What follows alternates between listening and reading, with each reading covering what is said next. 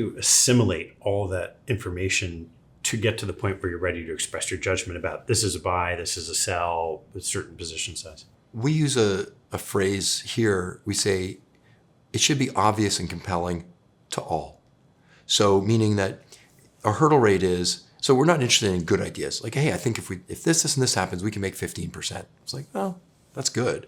But, if we're long-term investors, and so we're looking for things that we think can double or more in 3 years or less.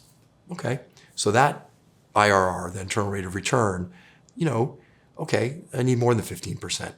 And when you start saying, well, I need 20, 25%, it's like, okay, what do you see that is different than what anyone else sees, or that, what are you putting in your model, and is that realistic? And by the time the research is done, our investment committees, and, you have to understand also the way we work, the people I work with, my partners, we've been together for a very long period of time. And so we create a culture where we can openly debate, and, look, guys get angry sometimes, and, like it's like any family. But we've got really talented people who work here, and we argue about it, and we say, but by the time somebody expresses something and everyone's, well, did you think of this? And what about that? And what research did you do on this piece? By the time it's done, most of the people in the room are kind of nodding their head going, yeah, that sounds pretty good. I'd like to buy some of that too.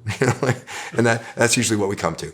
And then in terms of sizing, the second part of your question, so, I want to make my living on my hit rate. There's, again, as I said earlier, there's many paths to the waterfall. Different people do different things.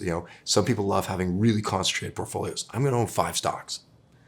I'm like, well, good for you, and that works when it works. But when it doesn't work, I don't want my brain melting down. Other people like, I want to own 50 or 75 or 100 stocks. I'm like, well, how much do you really know about 100 stocks, or how much deep work are you doing on 100 stocks? So you say, well, we should have 2 to 4% positions. And why we don't really outsize massively anything. A big position for us might be 5%.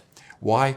Because I want to make my money on my hit rate. To me, a quality of return, I know a lot of people talk about slugging and knowing when to take the really big bet.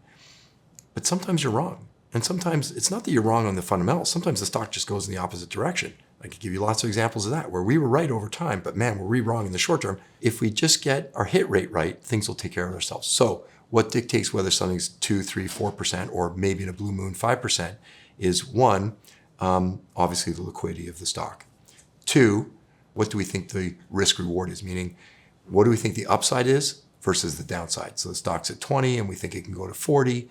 And if we're wrong, we think it goes to 18, or we think it goes to 2, right? So that ratio. And then lastly, what do we think we know relative to everybody else? What independent work have we done that we think gives us an edge?